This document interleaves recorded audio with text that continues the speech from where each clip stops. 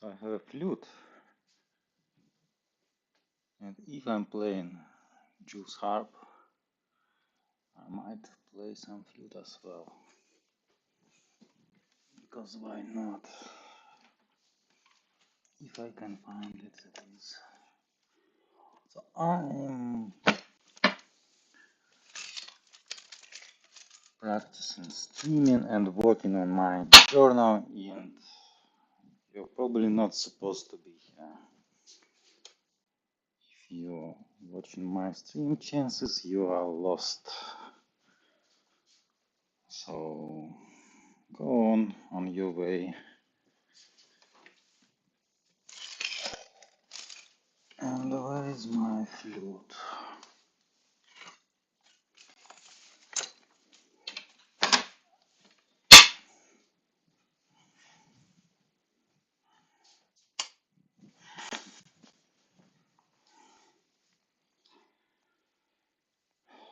So I'm going to work on the journal.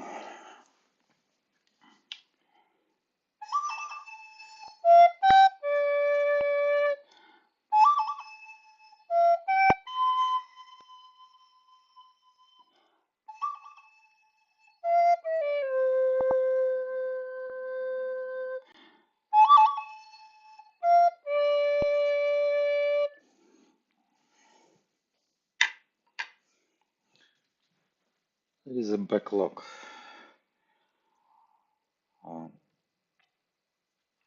Chat did an entry on Inside recently.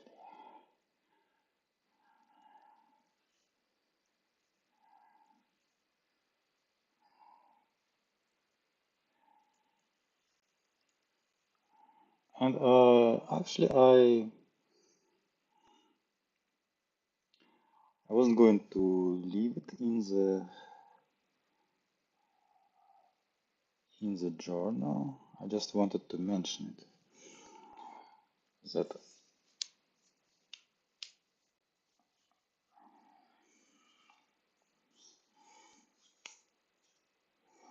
there is this approach to simple things, to things we already know.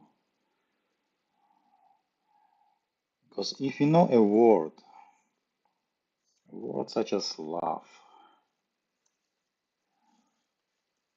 or fear, or shame, or grief, or rage, or hunger, or death, or frustration, or it's kind of was carried on. If we know words, there is a trap. Words are a trap. It reminds me of Vygotsky, Russian early psychologist who developed his theory of thought and of language, and he says that every word is a theory. Every word is a kind of a model of reality. But you wish for most of the time, I think words are not a theory. Words actually a way to skip this theory. It's like a word math. Using this word allows us to skip math, to pack it and put it away. So, math.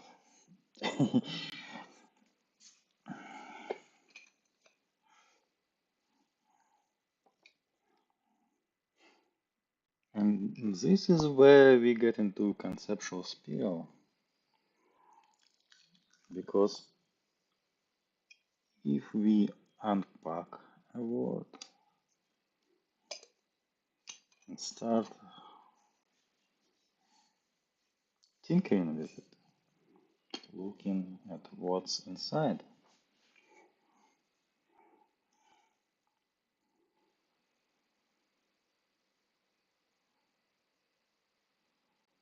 Then suddenly something changes. And a lot of people tinker with math. So when I say that for majority of time a word, so in Gandlin's terms, uh, a word is a handle. And if we imagine a door and a handle, then this handle can be used to open the door. But it also allows the door to stay closed and for us to go skip past it. So if we are walking down a corridor and there are doors with handles, the doors are staying closed and we are skipping past them. Uh, if there weren't a door, then we would see into this chasm, into this sometimes a scary, terrifying depths. Uh, but a word such as map, it allows the door to stay safely and comfortably closed, and for us to just to stroll by. And some people indeed open the math door and go there and explore the map, but they keep the other doors closed. So it's not just keeping all the doors closed, but some people by profession, by their occupation in life, open certain doors, but some, if not most of them, we often keep closed. So a word can open uh, some extra space, or it can also close and hide it. And conceptual spiral is sometimes going into these words, into words that we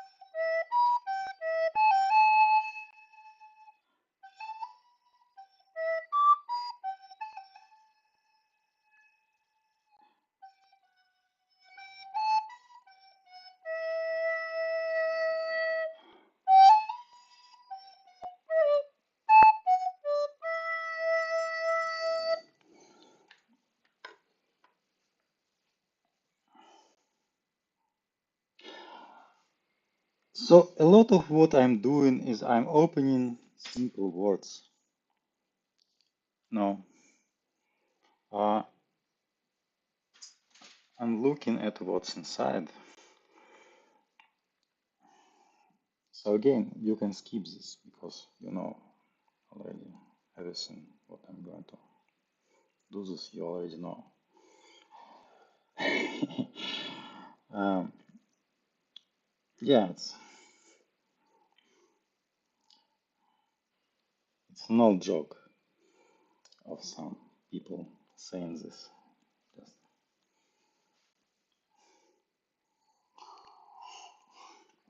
an old trope of somebody saying, "Oh, go away, you don't need this." Um,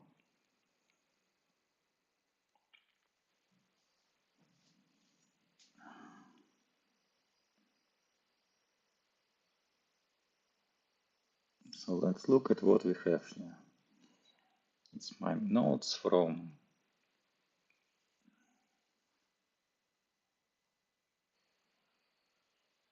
a day before. I have no idea what I was writing back then. A lot of time passed since have passed. Maximal priority, decouple precision from motivation, funding. Maximal priority, decouple precision from motivation, funding. Maximal priority, decouple precision from motivation, funding. So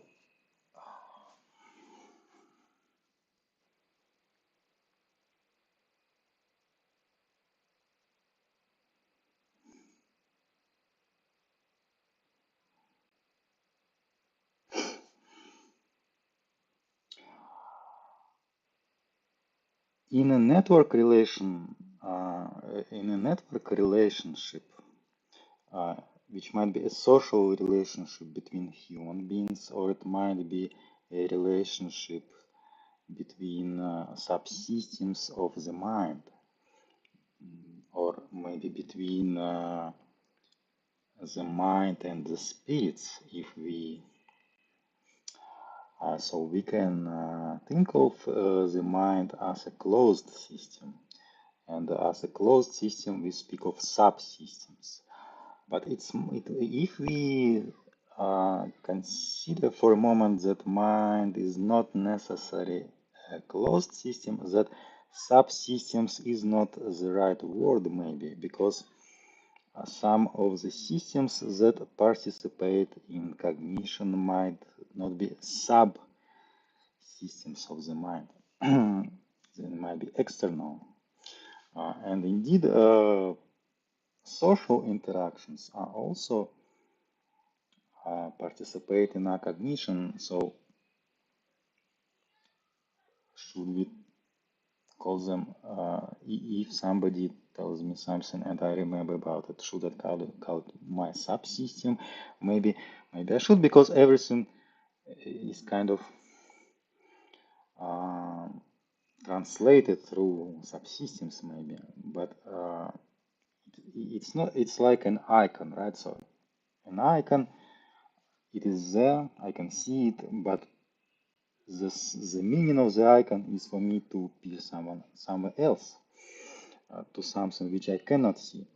Likewise, a subsystem of a mind is something which is there, but it might be connected to something that isn't there, something external.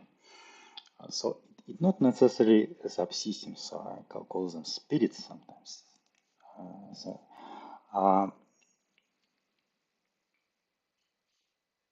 So in a network relationship, social or internal, in a consciousness between spirits,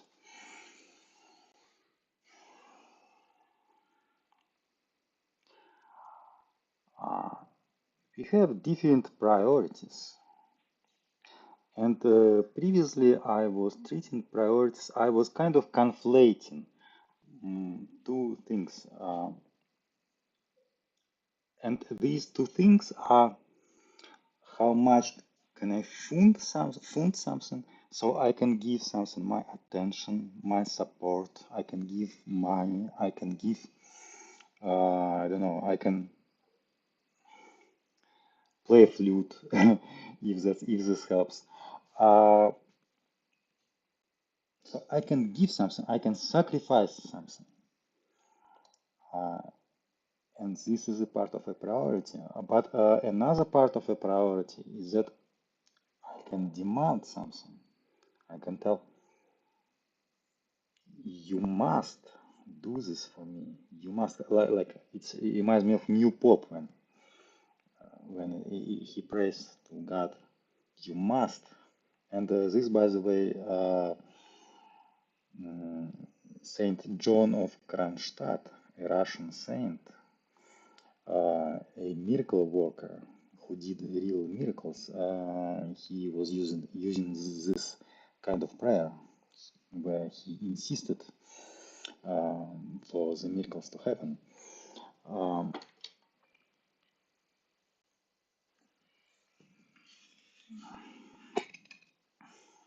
but we have these two different constituents of priority. How much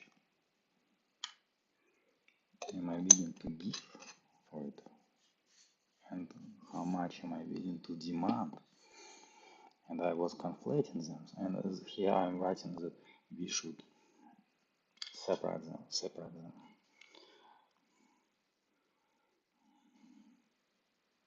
Decouple precision from motivation. So how should I phrase it for the journal? I will be out of my musical knowledge soon.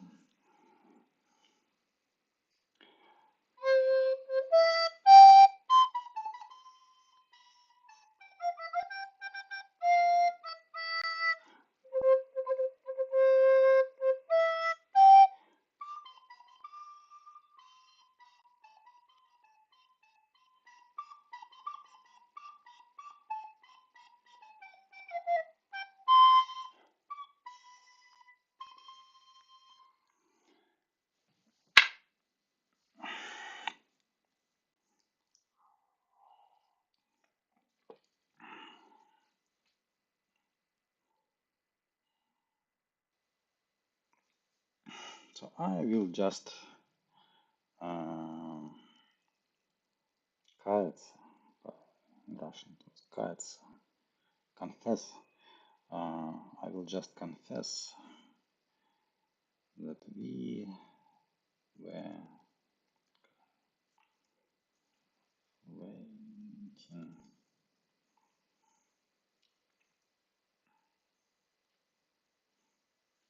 two things out of which priority is made of. So you see this process. You already know what priority is. But I prefer to sometimes look inside, unpack it and repack it. You can flavor what it is made of.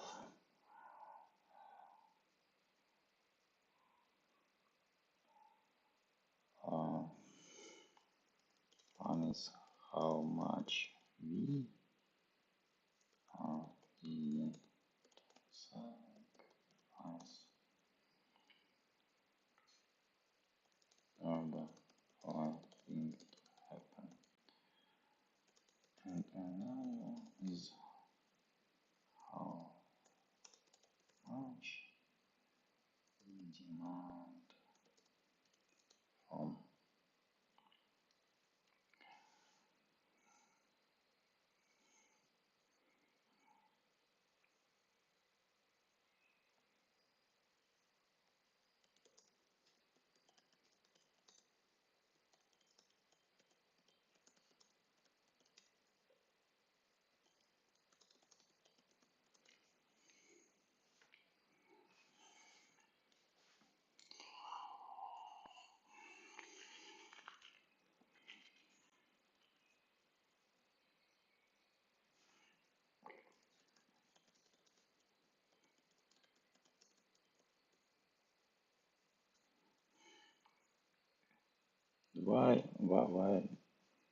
why does it pay to keep this apart? I won't be going into this now because it's kind of related to other things in this section. Confounding, distracted by power, money, analogy. Distracted by power, money, analogy. Distracted by power, money, analogy. I'm tempted to skip this. So this will be a lost meaning.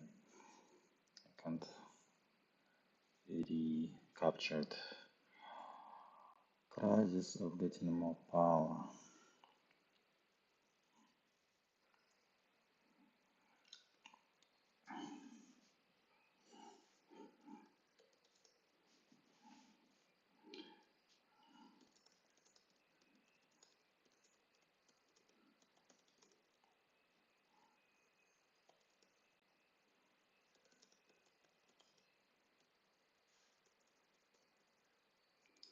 Power access. There is a crisis.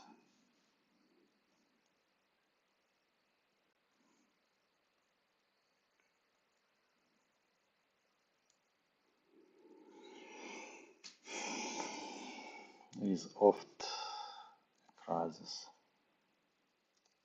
So there is oft a crisis.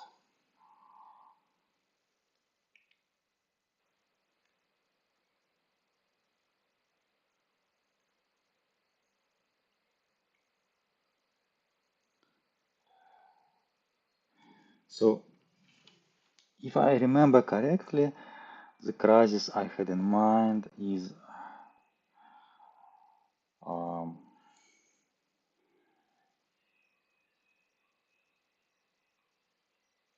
is connected with being happy and losing one's head. So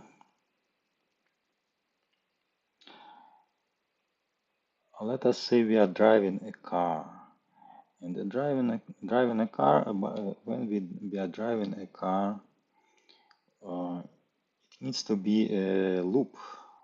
It needs to be a continuous activity. We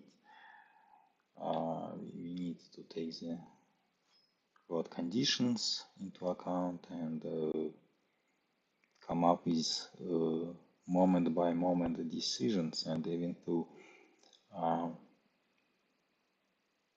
the cognitive load of that loop might be low, we should be ready to step up and uh, increase the allocated cognitive resource. But suppose we suddenly learned a new way of operating our car, like we have discovered a new button.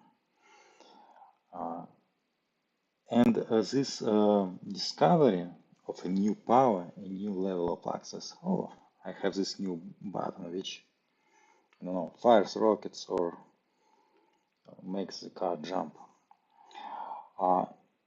Kind of disrupts this loop, disrupts this driving loop. It has a potential to disrupt this driving loop. Um, and most of the time, nothing will happen because we have this buffer, because the cognitive demand of driving is low on average. So this distraction leads to no visible problem for us. But if at this moment when we have discovered a new button, something happens, like a car suddenly swirls, you know, uh, some unexpected condition happens on the road. We will find ourselves less capable of handling this change. So we are less in the loop.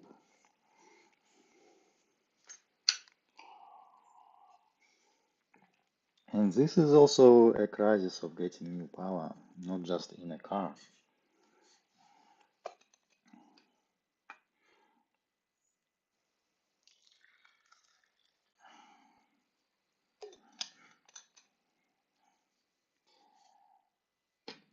And why would I want to mention this?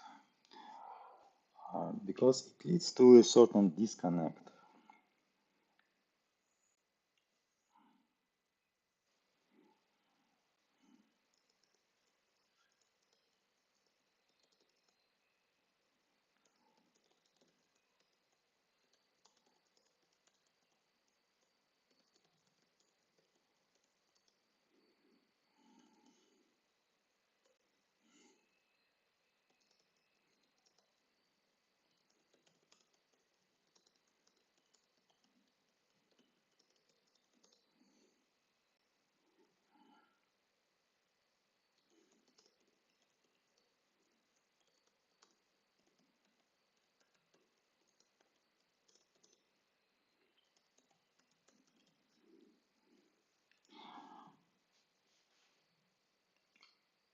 And to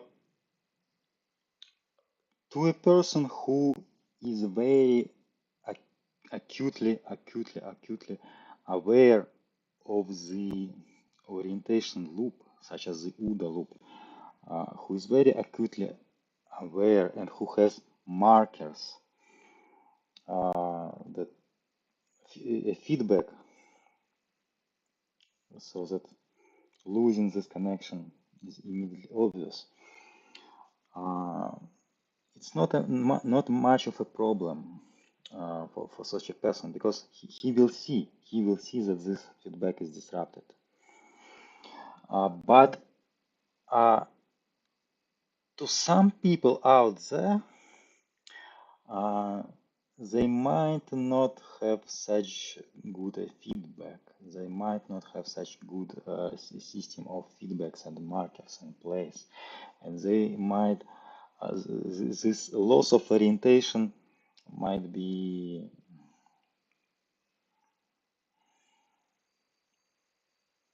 it might take months, it might take years, it might lead to a crash basically.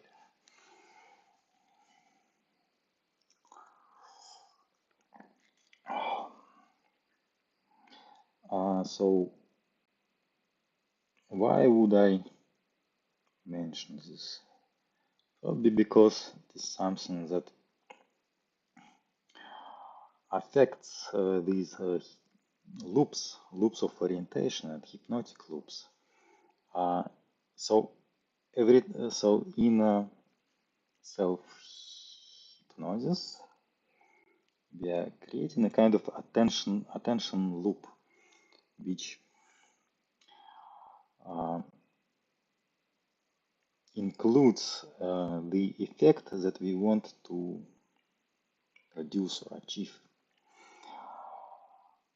But there is a counter force because achieving this effect is often distracting and might break this hypnotic loop. So maybe I just mentioned this in order to.